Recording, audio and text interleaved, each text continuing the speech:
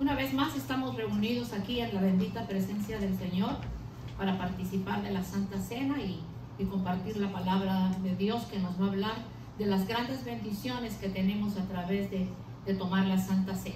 Es así que en esta mañana, aparte de saludar a mis hermanos acá presentes, saludamos a los hermanos que vía internet nos escuchan y le damos gracias a Dios por eso, que nuestro mensaje, aunque a veces es muy corto, está siendo de bendición para su vida. Usted que me ha enviado mensaje y diciéndome la bendición que ha recibido con nuestros mensajes, lo bendecimos y deseamos que así siga siendo.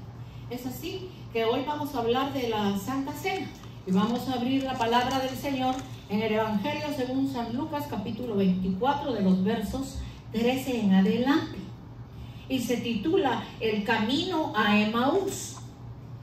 El camino a Emaús.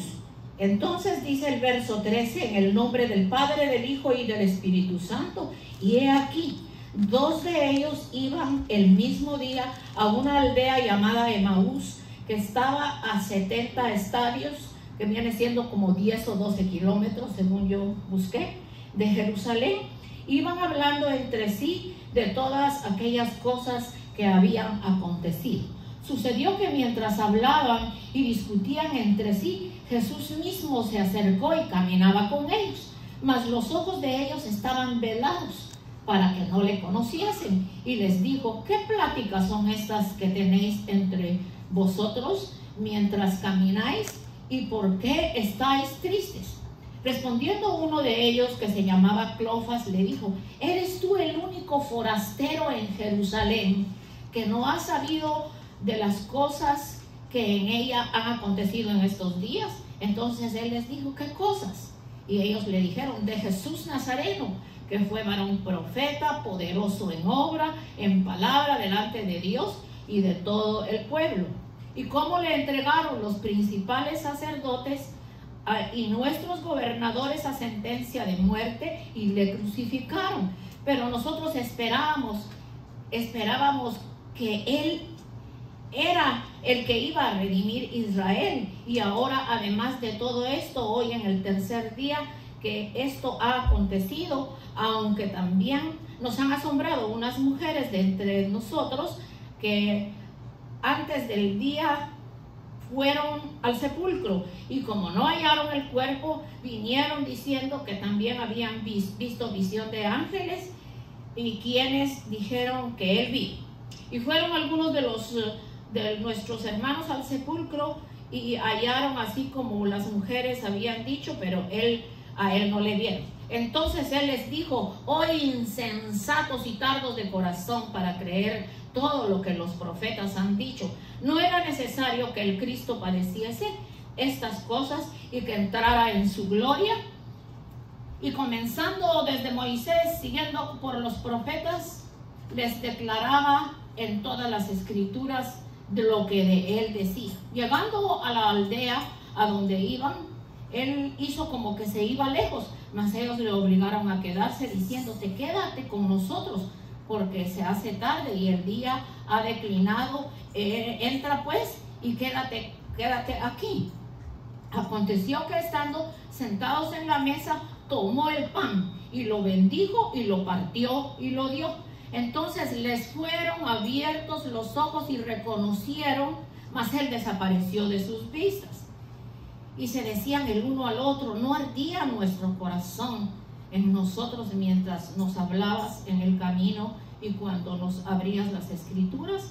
Y levantándose en la misma hora, volvieron a Jerusalén y hallaron a los 11 reunidos y a los que estaban con ellos, que decían: ha resucitado el Señor verdaderamente, ha aparecido a Simón. Entonces ellos contaban las cosas que les habían acontecido en el camino y cómo le habían reconocido al partir el pan.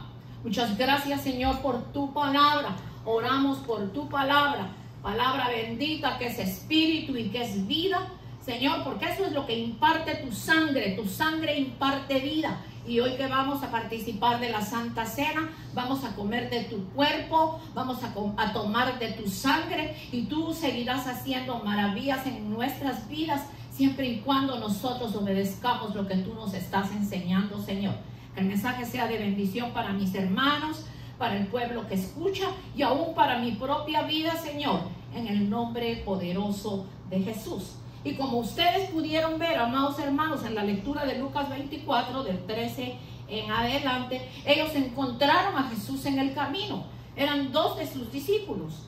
Y encontraron a Jesús en el camino y no le conocieron, porque le dijeron: eres tú el único forastero que no sabe lo que sucedió aquí.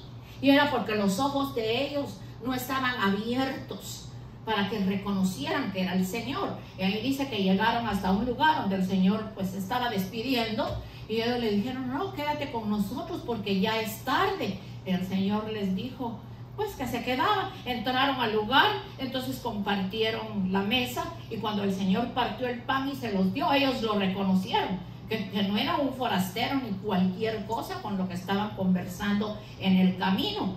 Entonces les fueron abiertos sus ojos y reconocieron al Señor. Entonces usted puede ver acá los elementos: el pan y el vino. Entonces, si nosotros comemos el cuerpo de Jesucristo y tomamos de su sangre, nosotros vamos a ser bendecidos, y especialmente no solo nuestros ojos espirituales van a ser abiertos, sino que nuestros ojos, nuestra mente va a ser despierta a lo que Dios quiere hacer en nuestras vidas, y muchas cosas que nosotros no hemos entendido las vamos a entender. En el episodio de Emaús nos habla de cosas muy importantes que sucedieron en la vida de aquellos 2 discípulos. En primer lugar, vemos que Jesús es quien toma la iniciativa de acercarse a sus seguidores. Aquí no está hablando que él fue el que se acercó, fueron ellos, pero cuando dice a sus seguidores, entonces Cristo constantemente se acerca a nosotros de muchas maneras. A pesar de nuestra prueba, nuestra ofuscación, momentos difíciles que estamos pasando, no olvidemos que Él se acerca a nosotros. Que no es solo en esa ocasión, en el camino a Emaús, que el Señor habló con estas personas. A mí me llama la atención que ellos todavía, cuando el Señor les dijo, está en el verso 25, y les dijo: oh insensatos y tardos de corazón para creer todo lo que los profetas han dicho. No era necesario que el Cristo padeciera estas cosas y que entrara en su gloria. Entonces el Señor prácticamente les habló. También le dijo que esto lo habló también Isaías, está en los profetas. Pero por lo visto ellos habían conocido al Señor, y esta gente había recibido palabra, y eso transportado a la vida de nosotros, que se supone que llevemos una vida de oración, una vida de recogimiento, una vida de lectura de la palabra. A nosotros también nos puede suceder. El Señor nos está hablando y no entendemos. Y el Señor, a veces estamos pasando por momentos difíciles y creemos que el Señor se ha ido, que nos ha abandonado. A veces esos momentos difíciles es para que nos acerquemos más a Él, porque Él ahí está cerca de nosotros. En segundo lugar, Jesús nos encuentra en nuestra realidad, cualquiera que sea el caso. Esta historia se acercó a 2 personas frustradas, tristes, perdidas, confundidas y sobre todo carentes de esperanza. Pero Jesús, el Señor, siempre está dispuesto a encontrarnos donde estemos y como estemos. No importa cómo estemos. Por ejemplo, nuestros hermanitos que acaban que un ser familiar partió con el Señor, porque a mí no me gusta decir se murió, se perdió, o la gente dice cuando alguien se murió, ay, que Dios le dice mi sentido pésame por su pérdida. Si la Biblia dice que el morir es ganancia, que es mejor morir que vivir en esta tierra pecadora, que mire cada día cómo está la situación. Entonces yo no acostumbro cuando una persona muere, un familiar, decirle mi sentido pésame y palabras así, sino hermanito lindo, que Dios lo fortalezca, voy a orar por usted para que Dios toque toda la familia, que la partida de su ser querido sea para que vengan al arrepentimiento y busquen a Dios y vean que la forma que él se fue ni siquiera se sabía que se iba a ir, un hombre que estaba de lo más bien. Entonces, digamos, en este momento los hermanos, pues es el cuñado de la esposa de nuestro hermano Raúl, y Raúl que lo quería como su hermano. Pues es lógico que ellos estén tristes, pero él está pasando por esos momentos. Nuestra hermanita no está aquí hoy porque fue a Santo Domingo para el sepelio que va a ser allá en Santo Domingo. Pero fíjense, hermanos, nosotros oramos y le pedimos a Dios fortaleza por ellos, pero no nos ponemos con que tristeza, como que se fue, tan bueno que era, para que Dios se lo llevó. No, el Señor dijo, este es su día, y se lo llevó y se fue con Dios. Entonces el hermano y la hermanita están pasando por esos momentos, pero allí está el Señor. Yo estoy segura que el hermano Raúl, que es un siervo de Dios, él sintió al Señor en esos momentos, cuando recibió la noticia, cuando fue a la funeraria. El Señor no se había ido, el Señor ahí estaba consolando. Porque fíjese que cuando murió Lázaro, dice que el Señor lloró. El Señor lloró por Lázaro, porque Lázaro era su amigo. Pero lloró porque todavía él no le había orado al Padre, para que el Padre le diera el permiso para orar, para que Lázaro saliera con vida de la tumba. Entonces el Señor también llora, el Señor también siente. Entonces el Señor no está lejos de nosotros, el Señor está cerca de nosotros. En tercer lugar, les mostró con la palabra, hizo real y visible y evidente y cercana la palabra de Dios, para que la situación y la realidad que estaban viviendo, o sea, estos hombres que lo encontraron en el camino, como ellos mismos reconocieron posteriormente, fue esa palabra la que puso nuevos bríos en sus corazones, la palabra que el Señor le dio. Entonces el Señor pone nuevos bríos en nuestros corazones cuando nosotros somos obedientes a su palabra. Para nosotros Jesús trae la palabra a nuestras vidas, que ella, fíjese que la palabra, el objeto de la palabra que el Señor trae a nuestras vidas, nos ministra. Pero nos tiene que ministrar cuando estamos poniendo atención, cuando estamos oyendo lo que el Señor está hablando a través del mensaje. Porque no es esta mujer, no es su nombre, es el Espíritu bendito de Dios. Entonces, en cuarto lugar, la palabra los transformó, cambió su esperanza en gozo, les dio una nueva visión, una perspectiva. Y no hemos de olvidar algo tan tremendo y tan importante en este encuentro que tuvieron con Jesús, que ellos se convirtieron pregoneros de la resurrección de Cristo. Porque muchos decían, no resucitó. Los discípulos lo fueron a sacar y saber a dónde se lo llevaron.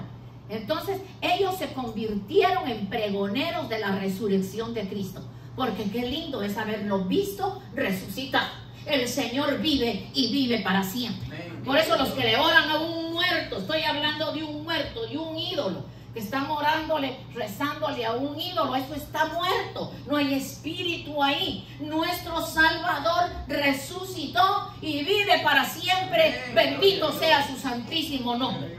Aquí hay una lección muy importante, porque a ellos fíjese que cuando nosotros nos encontramos con Jesús y le dejamos y le permitimos que Él haga su voluntad en nosotros, la transformación que ocurre en nuestras vidas nos va a convertir en voceros de esperanza y restauración para otras personas. Y eso es bien importante. Vamos a ver que en Lucas 24, que leímos en el verso 30, aconteció que estando sentado con ellos en la mesa, tomó el pan y lo bendijo, lo partió y lo dio. Entonces le fueron abiertos sus ojos y le reconocieron, mas él se desapareció de sus vistas. Entonces fíjese, hoy usted se va a tomar a tomar el vino y se va a comer el pan, pero usted lo va a tomar y va a comerlo con esa fe, con la certeza, con la seguridad de que Dios va a hacer grandes cosas en su vida. Bendito el nombre del Señor. Y fíjese que como estamos hoy hablando de las bendiciones que recibimos en la Santa Cena, vamos a ver que Cristo es nuestro pan, nuestro alimento celestial. Él es nuestro pan. Y en Timoteo 4:6 le dice el apóstol Pablo, y le dice a Timoteo que debe ser nutrido con las palabras de la fe y la buena doctrina. Este alimento espiritual es la palabra de Dios que debe de habitar en abundancia en nuestras vidas. Yo no sé cuando usted se come un rico pan o una rica comida y a veces uno pide que se repita porque está muy rico. Entonces en las casas que le invitan a uno, especialmente el día de acción de gracias, a veces se le va la mano a uno que sabe que no puede comer muchas cosas, pero como hay comida en abundancia, pues entonces uno dice, voy a tomar otro pedacito y me voy a comer algo más.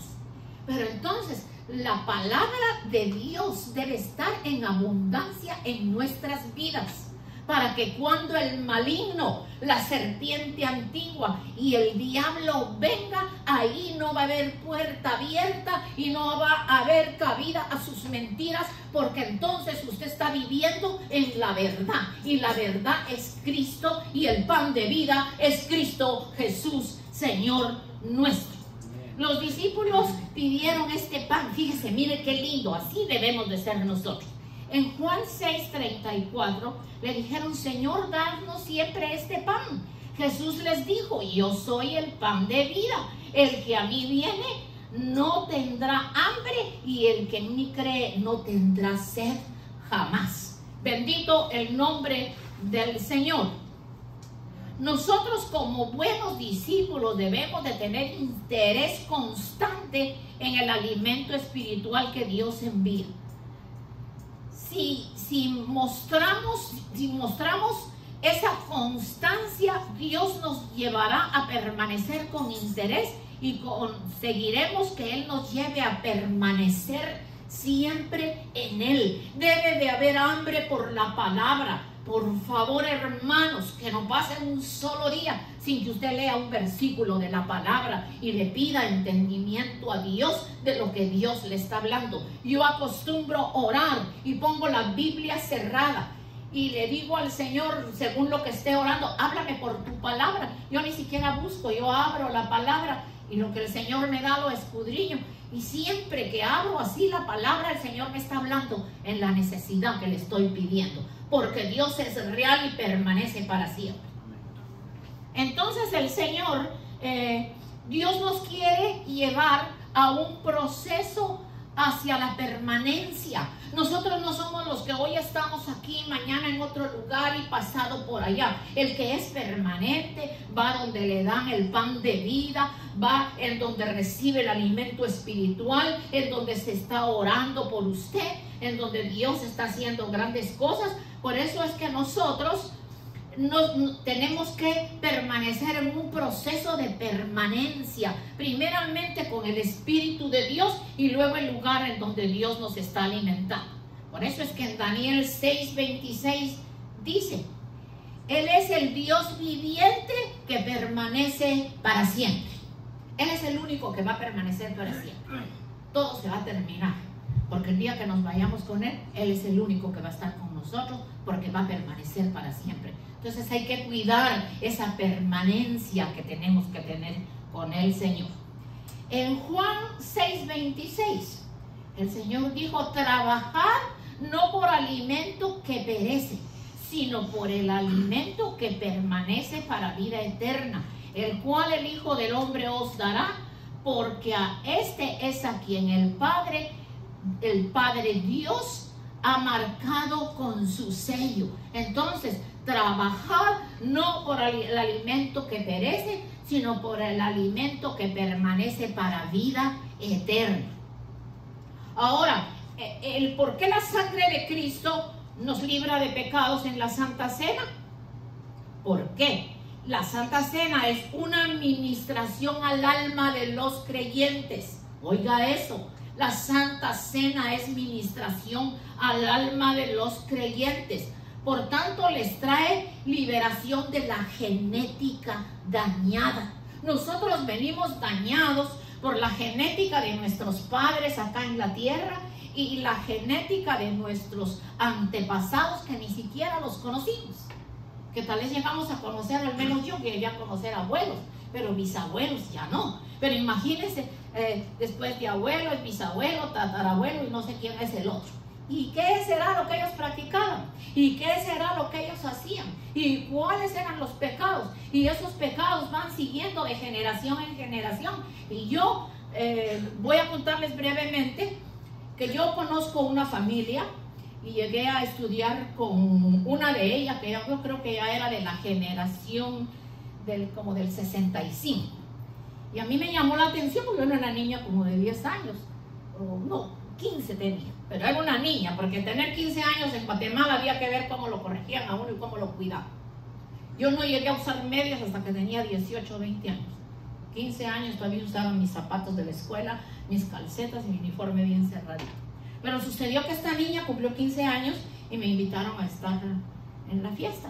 Y aunque mi papá sabía el problema que había con esta familia, él me dijo, vaya, es la casa del doctor tal, vaya mija, y yo la voy a buscar, a tal hora llego yo a buscarle. Como quedaba cerca de la casa, pues me eché el cofre encima y me fui feliz porque había fiesta. Yo era una niña, como les digo, pero a mí me llamó la atención, mis amados hermanos, que entró gente muy elegante, gente bien vestida, pero la mayoría de los que eran casados, todos iban empujando una silla de ruedas con un niño con retardo. Y otros niñitos que usted sabe que cuando caminan, tenían diferentes enfermedades. Pero yo me puse a pensar, pero ¿por qué es esto? ¿Qué es esto? Y me parecía ver las caras de todas las personas que estaban ahí, todos se parecían. Todos eran iguales. Y yo dije, Señor, ¿pero qué es esto? Bueno, yo me gocé en la fiesta, hicimos todo lo que teníamos que hacer y me pareció incorrecto yo decirle a mi amiguita que ¿por qué su familia era así? ¿Por qué esta gente así? Entonces cuando mi padre me fue a buscar, le dije, papito, ¿y usted para qué me dejó venir aquí? Y yo veo que aquí hay cierto problema, papá, que tal vez yo no entiendo, pero usted me lo cuenta. Y me dijo, mijita, ahora sí ya está usted en edad que yo le cuente. Aquí lo que sucede es que esta familia nunca permitieron que nadie de esa familia se casara con otra familia, sino que se casaron hasta entre hermanos, entre primos, entre cuñados, y ahí todos tenían el mismo apellido. Entonces yo me puse a pensar, pero ¿cómo es posible? Fíjese, yo no era cristiana en ese tiempo. ¿Cómo es posible que estas personas están viendo la situación que se está presentando y siguen teniendo niños? Entonces ya despuesito conversé con mi amiga y ella me dijo, pues me da pena, Suri, tener que contarte, pero la verdad es esta, que digamos mi papá está casado con su hermana. O sea, el papá de ella estaba casado con la hermana de ella, con la hermana carnal, 2 hermanos casados, de ahí nació esta niña. Pues esta niña no era tan con el problema, era un poquito más normal, pero sí siempre tenía un poquito de retraso. Pero entonces yo me pongo a pensar y digo, y dice mi papá, y aquí se conoce en el pueblo la historia de que esta gente desde sus tatarabuelos, bisabuelos, tíos y toda esa generación nunca dejaron entrar otro apellido en esa familia. Entonces, como hoy estamos hablando, es una administración al alma, la Santa Cena, a los creyentes, por tanto les trae liberación genética. A veces uno dice, se me manifiesta esto, ¿será que algún familiar mío tenía eso? Pero tú y yo ya conocemos a Jesucristo. Y si estamos conociendo el poder de la Santa Cena, pues vamos a poner esa situación en las manos benditas del Señor. Y no yendo muy lejos, acá en Nueva York conocí una hermana, por cierto, en mi iglesia, que un día me dijo, hermana, yo necesito que usted me ayude. Dígame, hermanita, vamos a conversar. Yo estaba en la iglesia donde el Señor me levantó y me dijo, fíjate, hermanita, me dijo que viajé a Colombia y me fui a enamorar. Y sinceramente el hombre es demasiado de guapo y me gustó, pero es mi primo. Pero el asunto es que ya me casé. Y yo le dije, bueno, hermana, pues cuidado que la generación que tengan, pues vamos a orar. Oramos, pero la niña salió un vegetal.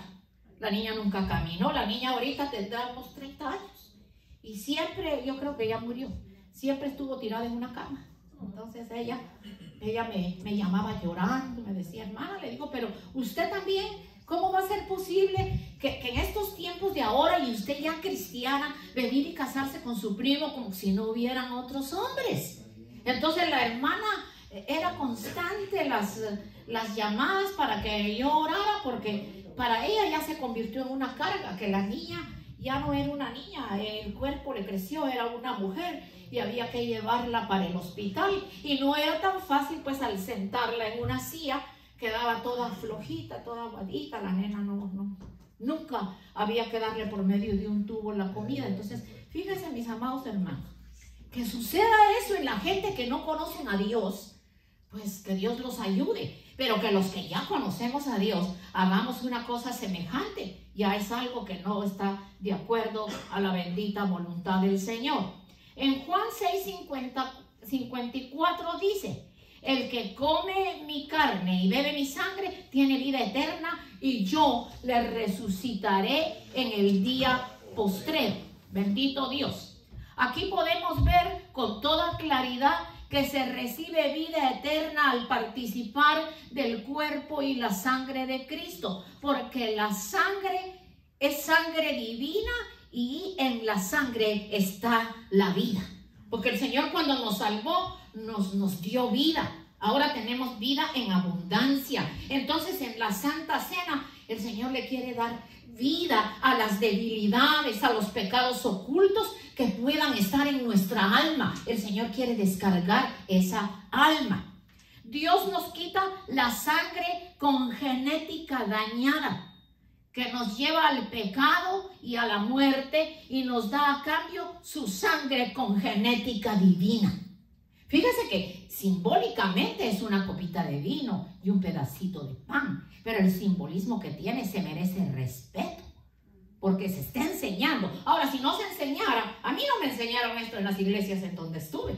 Yo he aprendido esto a través del ministerio Shofar, ya que nuestro hermano Haroldo es el apóstol también de acá de la obra. Entonces, si el Señor nos está enseñando, entonces nosotros no tenemos que andar con esa carga. Vamos a hablar un poquito de la persona alcohólica.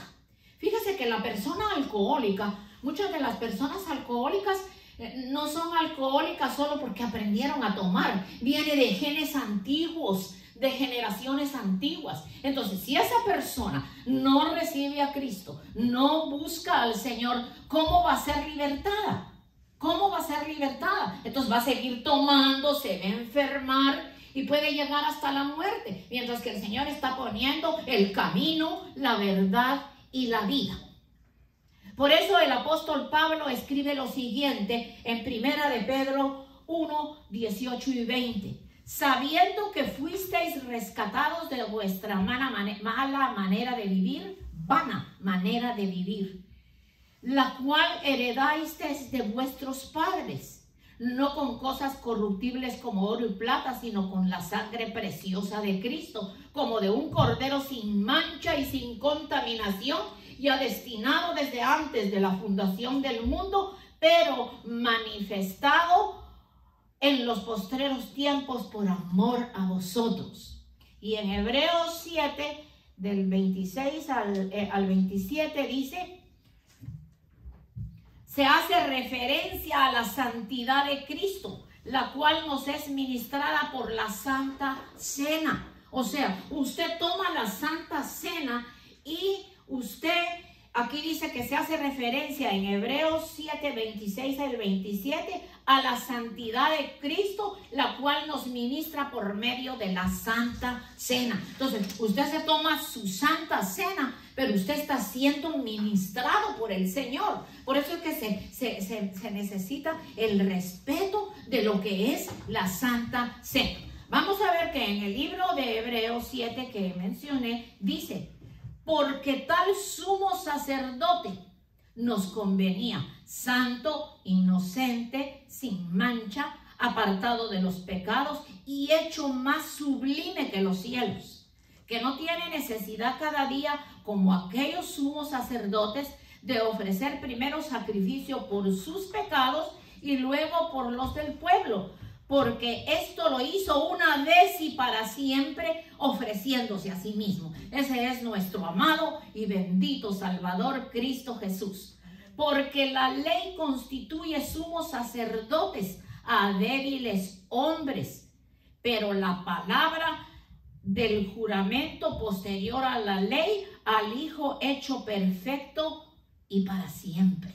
O sea, Jesucristo dio su vida y ya no hay que hacer más sacrificio. Aquí explica que los sacerdotes hacían, y lo hacen posiblemente todavía, los que están bajo la ley, hacen el sacrificio y primero para ellos, y esto es cada año. Y nosotros de una vez y para siempre. Aquí lo dice claro la palabra. La sangre de Cristo nos limpia de todo pecado. Y dice en Juan 1:7. Si vivimos en la luz, así como Dios está en la luz, entonces tenemos comunión unos con otros y la sangre de Jesús nos limpia de todo pecado. Pero fíjese bien, si vivimos en la luz, así como Dios está en la luz, entonces tenemos comunión unos con otros. Entonces esto quiere decir que hay que tener comunión unos con otros. Y así dice, la sangre de Jesús nos limpia de todo pecado. Entonces nosotros no podemos estar despreciando a ningún hermano, sea como sea, pase lo que pase, porque como lo hemos aprendido, nosotros somos un cuerpo y como cuerpo nos gozamos con el que se goza y también lloramos y sufrimos con el que pasa alguna situación difícil. Entonces fíjense, hermanos, aquí lo importante sería, así que vamos a aprovechar que Dios quiere quitar esa genética dañada, heredada de nuestros padres, que nos lleva al pecado, y sobre nosotros y nuestra familia vendrá una restauración maravillosa y así no se repetirán los círculos viciosos del pecado. O sea, yo conozco qué es lo que me perturba. Tú has de conocer lo que te perturba. Entonces, el día de hoy, si esa es una herencia negativa que todavía está por las generaciones pasadas, tú puedes ser sano por el poder de la sangre de Cristo.